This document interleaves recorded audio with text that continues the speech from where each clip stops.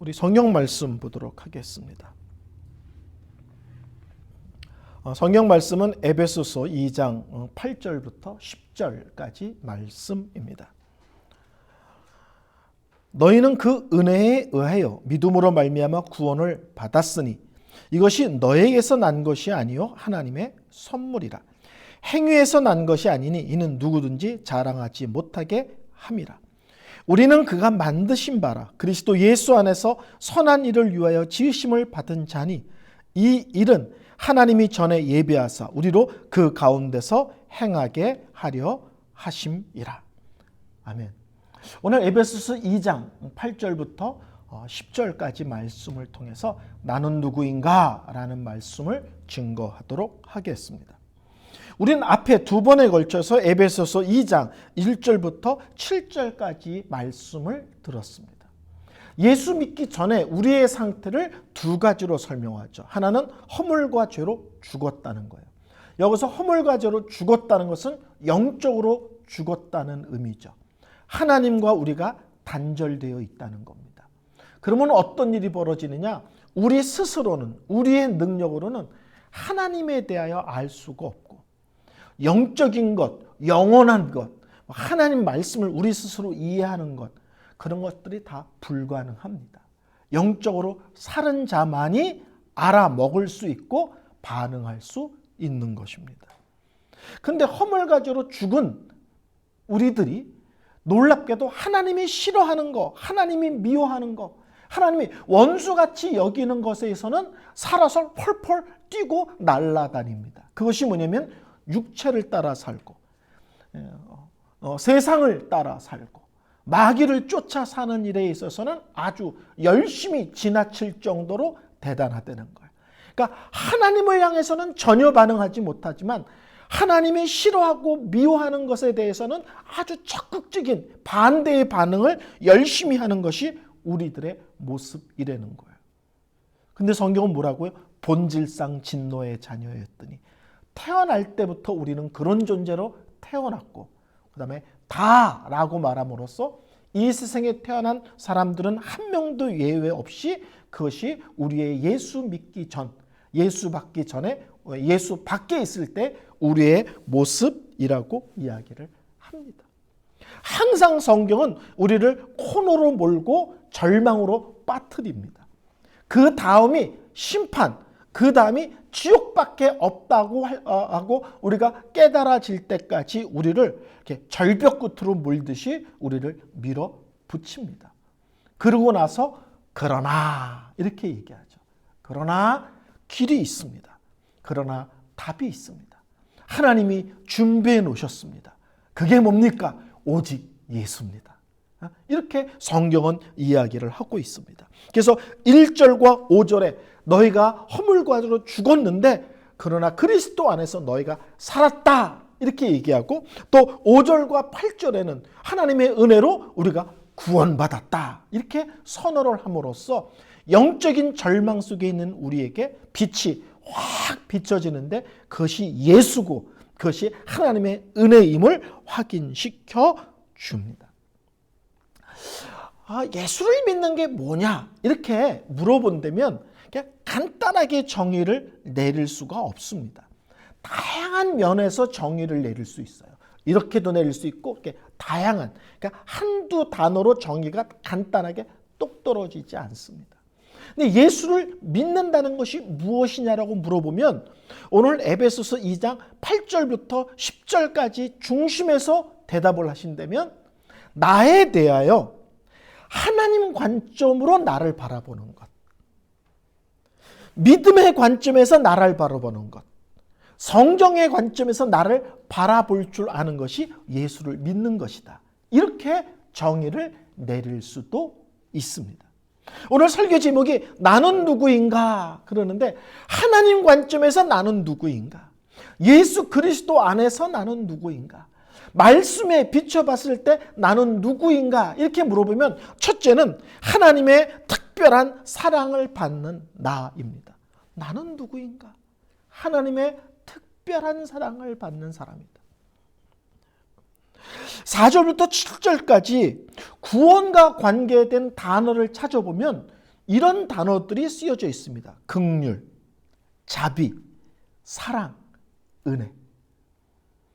하나님을 향하여 죽었고 하나님이 싫어하는 것은 열심내는 우리를 향하여 하나님이 반응하시는데 하나님의 반응이 뭐냐면 긍휼이고 자비고 사랑이고 은혜라는 거예요.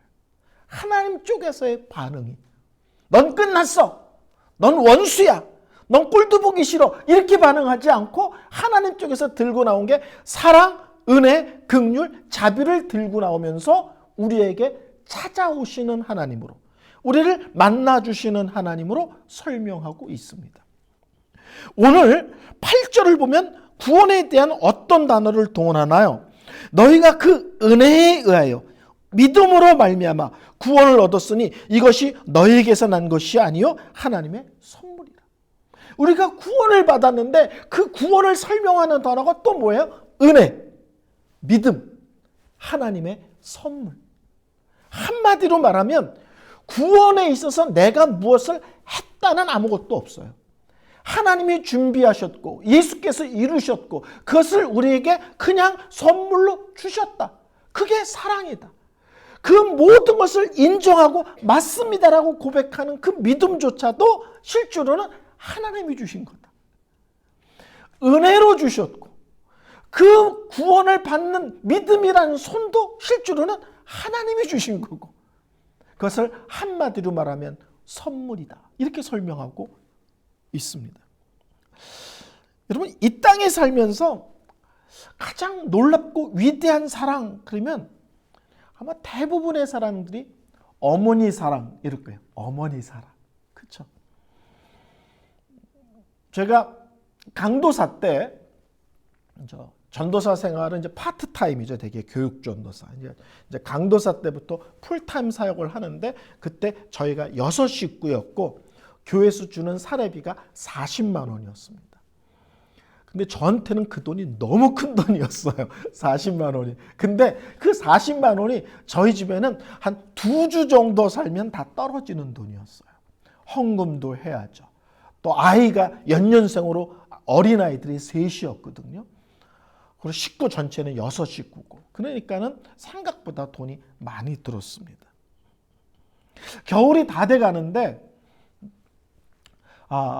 제가 이제 어머니한테 그때 용돈을 드리는데 그때 그렇게 어려운 시절인데 어떻게 그렇게 놀라운 기특한 생각을 했는지 잘 모르겠어요. 그게 뭐냐면 하나님께 11조를 드리듯이 어머니한테도 용돈을 11조를 드려야 되겠다. 이런 생각을 했어요.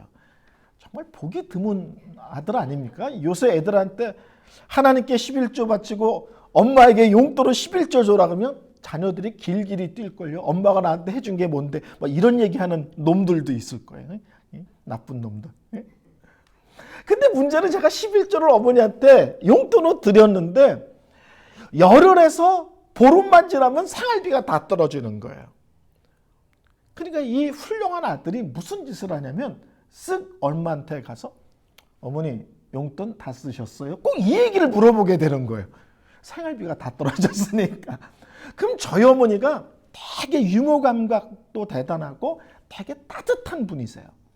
근데 용돈을 다 썼냐고만 물어보면 저희 어머니가 냉정하게 나도 늙었지만 돈 쓸 때 많아 임마 꼭 이러든지 아니면 더 차갑게 4만 원 그게 돈이야 임마 금방 쓰지 꼭 이렇게 얘기하시는 거예요. 그럴 때마다 제가 너무너무 섭섭했어요. 와 우리한테는 4만 원이 너무 컸는데 열흘밖에 안 되는데 벌써 이걸 다 쓰셨다고? 야 어머니 너무하신다. 그리고 만 1년이 지났습니다. 겨울이 됐는데 어머니께서 저를 부르시는 거예요. 그래서 제가 방에 들어서 부르셨습니까? 그리고 어머니 앞에 가서 앉으니까 어머니께서 두툼한 봉투를 이렇게 꺼내서 미시는 거예요. 이게 뭡니까? 했더니 너 겨울 양복 사 입어라 그러는 거예요. 어머니 저 양복이 있습니다. 그랬더니 막 웃으시더니 너 지난해 입었던 양복 살펴보지 않았지? 예. 했더니 이 깃이 우리는 흔히 L이라고 이게 다 해져가지고 벌어졌다는 거예요. 그러니까 안감이 나 보이는 거예요. 얼마나 이게 해졌는지. 너 올겨울에 그 양복 못 입어. 다 헤어졌어. 목회자는 신방 갈 때도 예배할 때도 항상 양복을 입어야 되는데 너 올겨울에 뭐 입고 예배하고 설교할 거야. 그러면서 어머니께서 하시는 말씀이 백화점에 가서 양복값을 보지 말고 네가 사서 입고 싶은 그 옷을 사서 입고 와라 그러는 거예요. 제가 1년 동안 드린 용돈을 1년 뒤에 아들 양복 없을까 봐 1원도 안 쓰고 이를 악물고 다 모으셔서 봉투에 고스란히 주시는 거예요. 제가 그때 나오면서 이런 생각을 문득 했던 것 같아요. 어머니한테 용돈을 좀 많이 드릴까? 이건 뭐 적금 붙는 느낌인데? 뭐 이런 느낌도 했어요. 그래서 정말 백화점에 가서 제가 가격표를 보지 않고 제가 사고 싶은 양복을 사서 입었습니다. 그때 제가 든 느낌이 뭐냐면 어머니는 70이 돼도 어머니, 80이 돼도 어머니, 90이 돼도 어머니구나. 자식은 40이 돼도 자식이고 50이 돼도 자식이고 60이 돼도 자식은 자식일 수밖에 없구나. 어머니의 그 생각과 마음과 사랑을 이 자식이 다 따라가지도 못하고 이해할 수도 없구나. 이런 생각을 제가 그때 하게 됐습니다. 자식을 위해서 모든 것을 주기를 망설이지 않고 아까워하지 않는 어머니의 사랑이 우리에게는 익숙합니다. 근데 성경에 보면 아주 특이한 사랑이 있습니다. 그것은 뭐냐면 어머니는 자식을 위해서 모든 것을 아낌없이 주시는데 하나님은 나 같은 죄인을 구원하기 위하여 반대로 아들을 줘버리시는 거예요. 이 사랑의 이 놀라움을 이해하시겠습니까? 이 땅의 최고의 사랑은 부모의 사랑인데 특별히 어머니의 사랑인데 자식을 위해서 뭐든지 줄 수 있어. 이게 이 세상에서 가장 큰 사랑인데 하나님은 죄인을 위해서 하나밖에 없는 아들 예수를 내어 주시는 사랑입니다. 그리고 그것을 통해서 우리를 구원하셨고 오늘 성경은 그것을 하나님의 선물 이렇게 설명하고 있습니다. 우리는 선물 받을 때 문득 얼마짜리일까가 궁금합니다. 여자분들이 큰 실수하는 것 중에 하나가 남자가 어렵게 선물을 하는데 꼭 마음에 드네 안 드네 영수증 내놔 봐라 부터 시작해서 얼마짜리야까지. 그럼 남자들이 다음에 선물하는 게 너무 두렵습니다. 그리고 많은 남자들은 선물하고 욕먹을 바에는 안 하겠다고 결심합니다. 지혜로운 여자는 마음에 안 들어도 성에 안 차도 고마워 사랑해 그리고 뽀뽀하고 다리 한 번 들어주면 남편 다음에 또 더 좋은 거 사다 줍니다. 우리는 선물 받을 때 원튼 원치 않든 쓱 생긴다. 이게 얼마짜리일까? 이거 생각이 들거든요. 성경은 구원을 하나님의 선물이다. 이렇게 설명합니다. 여러분 혹시 구원을 하나님이 우리에게 선물로 주셨는데 얼마짜리일까? 이런 생각 해보신 적이 있어요? 하나님이 우리한테 구원이라는 선물을 주신 이게 10억일까? 100억일까? 1000억일까? 얼마짜리일까? 이렇게 생각해 보신 적이 있습니까? 성경은 언제나 구원은 예수를 주심으로 우리에게 허락된 것이라고 얘기합니다. 그러면 구원은 얼마짜리냐면 예수짜리 구원인 거예요. 100억짜리, 1000억짜리가 아니라 예수짜리 구원. 우리는 얼마짜리 하나님께 구원의 선물을 받았는가? 예수짜리 구원의 선물을 받은 존재들입니다. 우리가 신앙생활할 때 아주 조심해야 되는 것은 구원이 항상 우리에게 값없이 그냥 주셨다고 그러니까 우리는 이게 자꾸 공짜라는 생각 때문에 값싼 은혜, 값싼 구원이라고 생각하기가 참 쉽습니다. 우리가 누구에게 선물을 할 때 그 사람은 그냥 받는 것이지만 그 선물을 주는 사람 입장에서는 신경도 많이 썼고 대가를 지불한 겁니다. 하나님께서는 우리에게 구원이라는 선물을 그냥 주셨지만 하나님 쪽에서는 창세 전부터 계획하신 놀라운 계획 속에서 준비된 구원이라는 선물이고 하나밖에 없는 아들 예수 그리스도를 내어 주심으로 허락된 구원이라는 선물입니다. 창세 전부터 계획됐다 하기에 그 구원이 얼마나 놀라운지도 알 수 있지만 하나밖에 없는 아들 예수를 내어 주심으로써 우리에게 주신 구원이라는 선물이라면 이것은 값비싼 선물이고 값비싼 구원이고 값비싼 은혜입니다. 그래서 우리가 구원이라는 단어, 은혜라는 단어를 들을 때마다 이것이 얼마나 엄청난 대가를 지불한 것인가.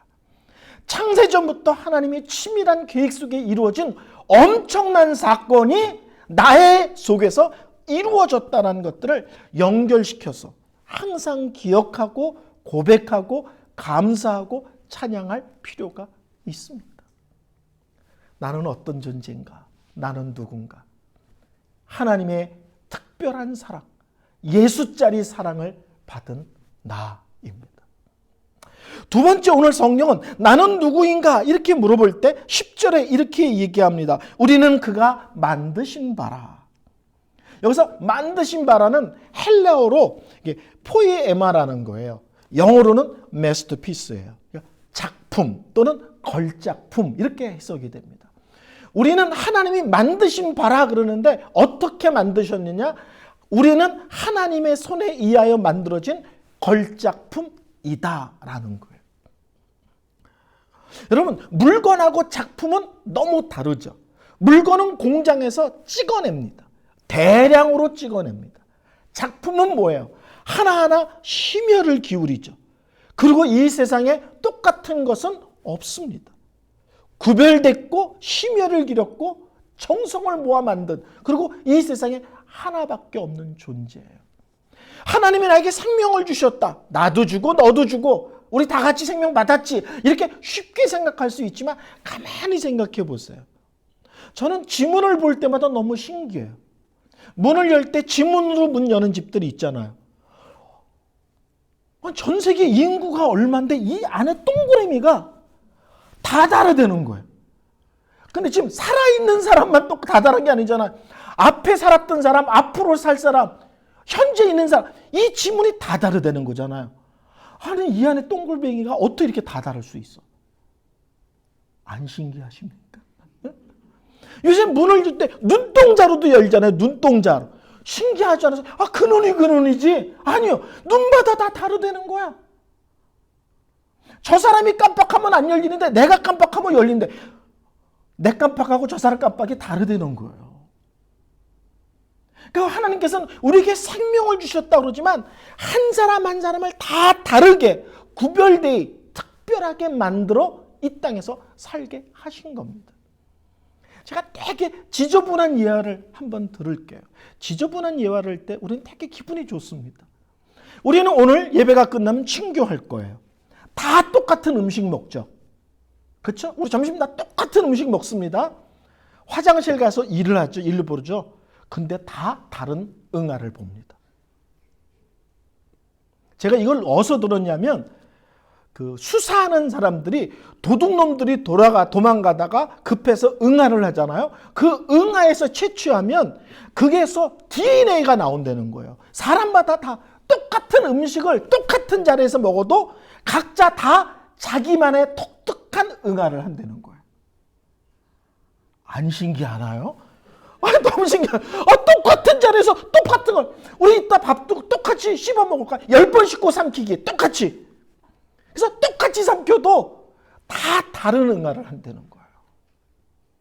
채취해 보면 누구 건지가 다 다르다는 거예요. 제가 수사 다큐멘터리 같은 걸 봤는데 거기서 그런 얘기를 하는 거예요. 야, 학교에 급식할 때 몇천 명이 똑같은 학교 식당을 먹어도 죄를 짓고 몰래 응아를 했을 때 그 응아를 갖고 누구 건지 바로 찾아낸다는 거예요.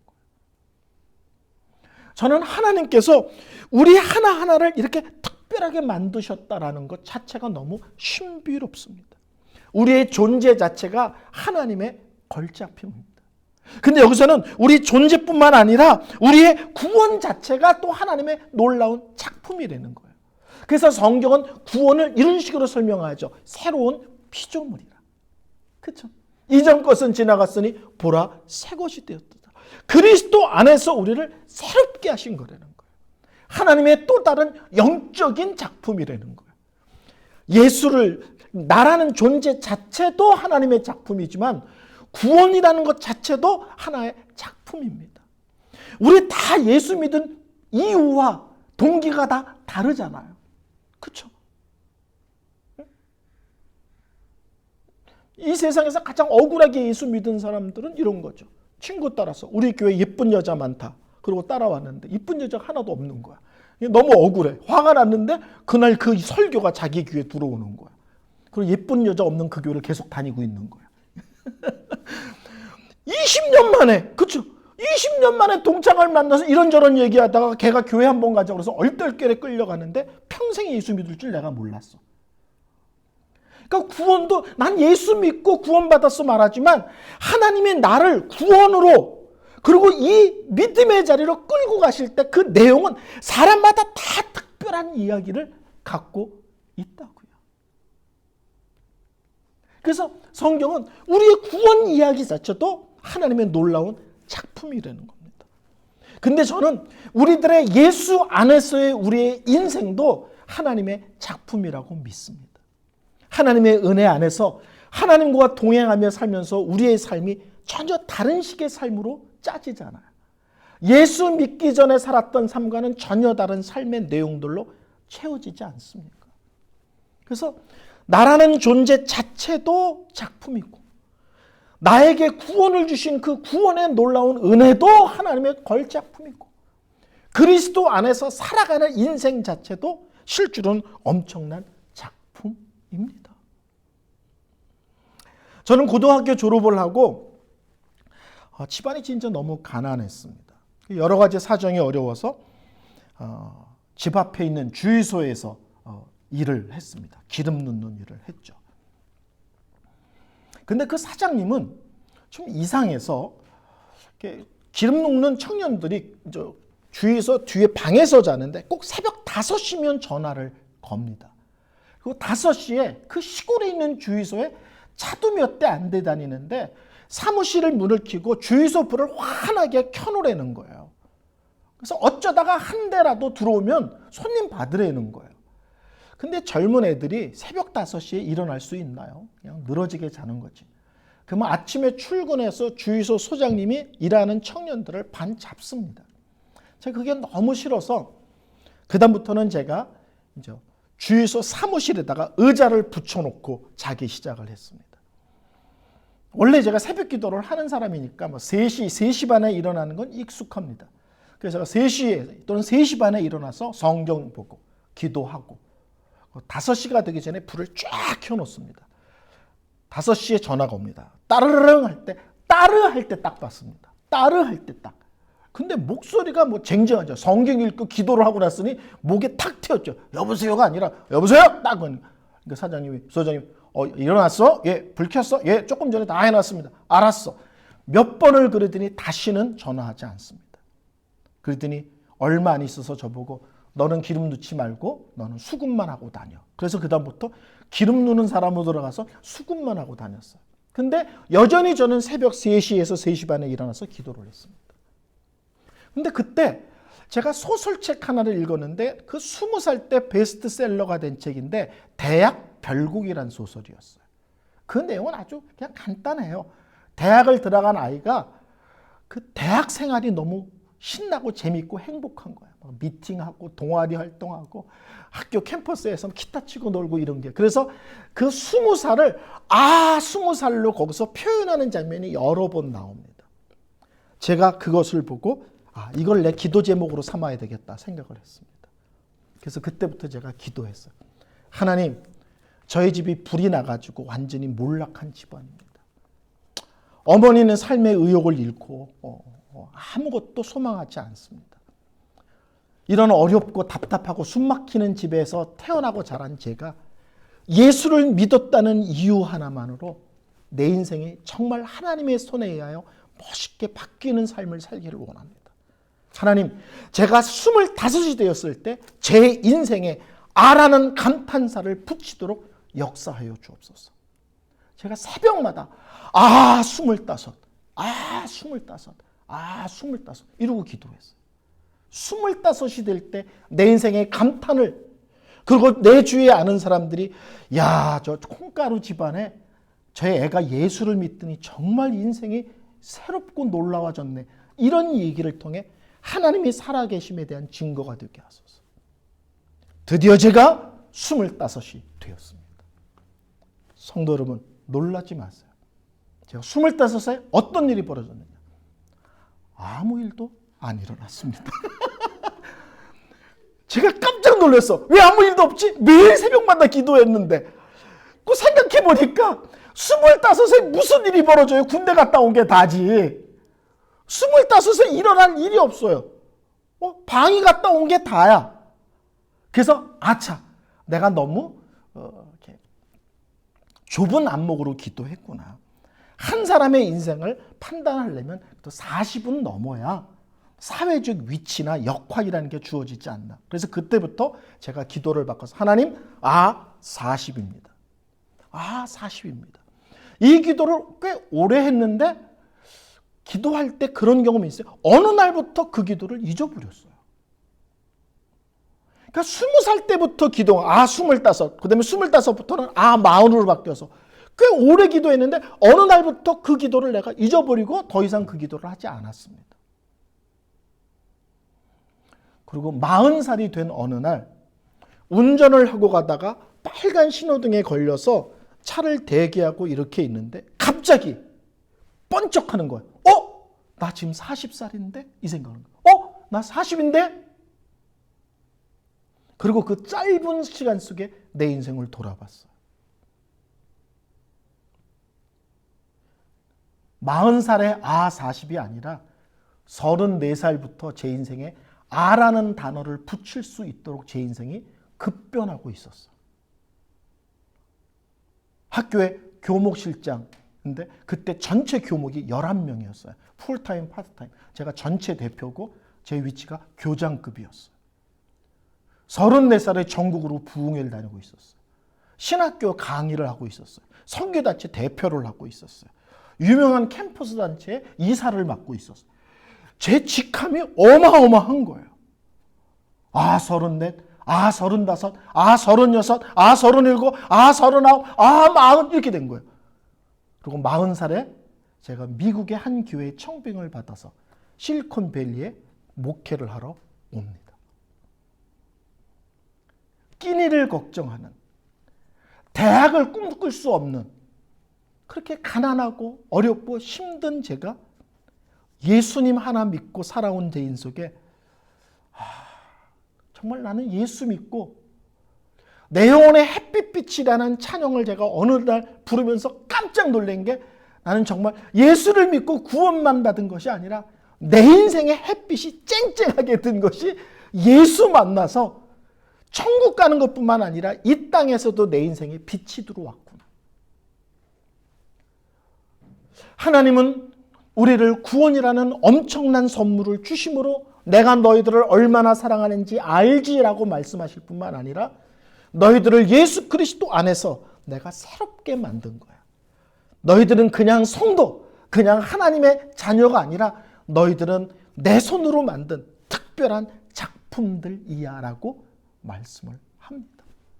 나라는 존재 자체, 구원이라는 것, 예수 믿고 살아가는 내 인생 자체도 다 하나님 손에 의하여 만들어진다고 저는 믿습니다. 저는 키가 크지 않죠. 67, 68. 저 나이가 드니까 좀 줄었겠죠. 키는 작은데 어깨는 115. 이 목도 어마어마하게 굵습니다. 저는 제 몸이 항상 이해가 되지 않았어요. 이 작은 키에 왜 어깨가 115지? 왜 목은 이렇게 굵어서 와이셔츠를 꼭 맞춰 입어야만 되지?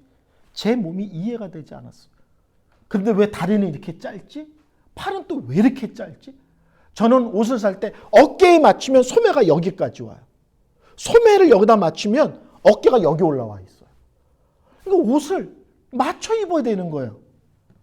왜 이렇게 인생이 번거로울까? 근데 하나님께서 나를 만드셨다는 것을 깨닫고서부터는 제 외모에 대한 억울함이나 열등의식이 일치 없습니다. 저는 누가 저보고 다리가 짧다고 놀리든지 머리가 크다고 놀리든지 외모에 대해서 뭐라고 놀려도 저는 절대 화내지 않습니다. 도리어 제가 더 심하게 제 몸에 대해서 농담합니다.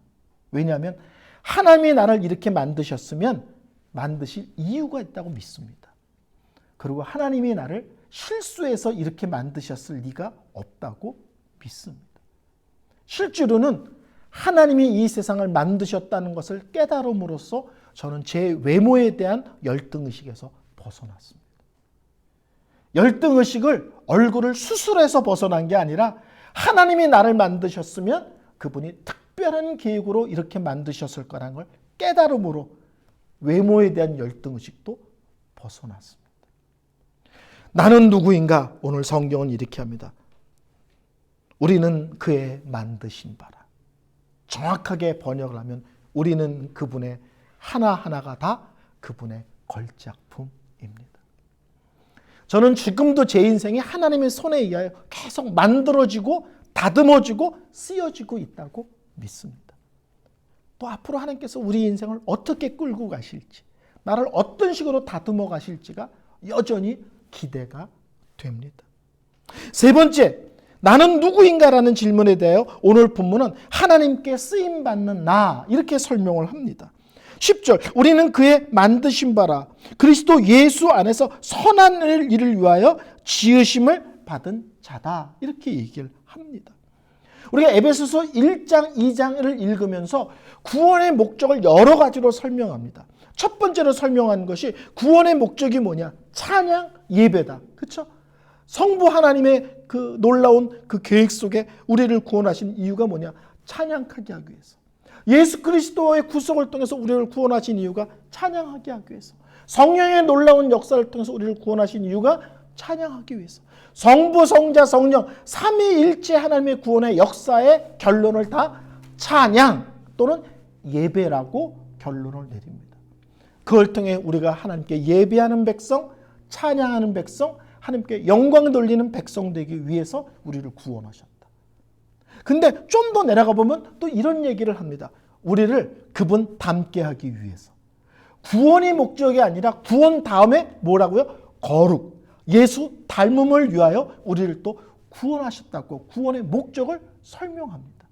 근데 오늘 본문은 또 뭘 설명하냐? 선한 일을 위하여입니다. 마태복음 5장 16절에 이런 말씀을 합니다. 너희는 세상의 빛이다 그러면서 착한 행실을 보고 하나님께 영광을 돌리게 하십니다.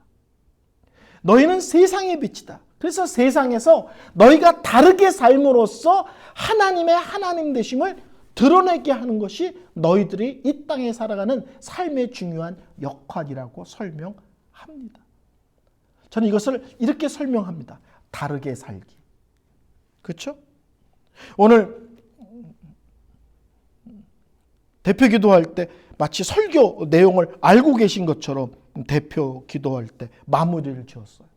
악한 세상에서 선하고 착하게 살기.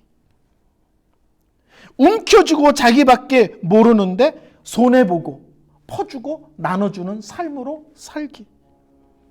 꼭 매사에 이겨야만 된다는 이 세상에서 기꺼이 져주기. 편법과 불법이 횡행한 이 세상에서 원칙과 그리고 정직하게 살기. 죄가 도리어 자랑인 이 세상에서 거룩하게 구별되게 살기. 하나님은 우리를 작품으로 만드사 이 땅에서 선하게 살기를, 착하게 살기를, 정직하게 살기를, 이 세상의 원리와 다르게 살기를 원하신다는 거예요. 저는 예수를 믿는 것의 복됨이 뭐냐? 예수 믿고 무엇이 생긴 게 아니라 예수 믿은 거고 나란 존재가 변한 거고 내가 꿈꾸는 삶의 내용들이 바뀐 것입니다. 오늘 설교를 결론 내리겠습니다. 오늘 본문은 이렇게 얘기합니다. 하나님은 왜 꼭 이렇게 이런 방법으로 우리를 구원하실까? 왜 꼭 이런 방법으로? 두 가지로 정의합니다. 7절에는 그것을 통해 하나님의 하나님 되심을 드러내기 위해서 하나님이 어떤 분이신지 우리를 은혜로, 믿음으로, 사랑으로, 긍휼로, 자비로, 선물로 구원하시는 왜 이런 식으로 일을 하시느냐? 하나님이 어떤 분이신지를 구원을 통해서 드러내기를 원하신다. 오늘 본문은 9절에 이렇게 얘기합니다. 자랑치 못하게 함이니. 구원에 있어서 흔히 얘기한 대로 우리가 절대 숟가락을 거기에 얹지 못하게 하기 위해서다.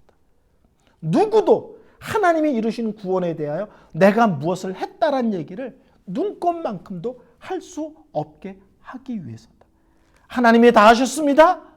하나님이 홀로 찬양과 감사와 영광을 받으셔야 됩니다. 하나님은 이렇게 하기 위해서 구원을 하나님의 실력으로 온전히 이루어 내십니다.